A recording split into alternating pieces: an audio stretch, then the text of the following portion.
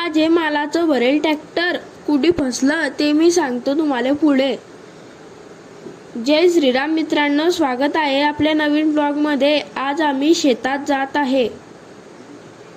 आता आम्ही निघाले शेतात जाण्यासाठी।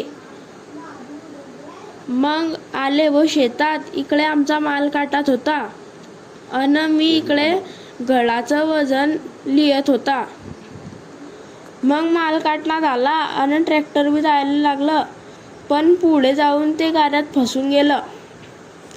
इकडे मजूर बी फुल जुगाड लावत होते, पण ट्रॅक्टर हालायलाच तयार नव्हतं। मग आणला व माझ्या काकाचं ट्रॅक्टर आणि टोचन केलं, तेव्हा ते ट्रॅक्टर निघालं। आता आम्ही जेवण करायला बसले।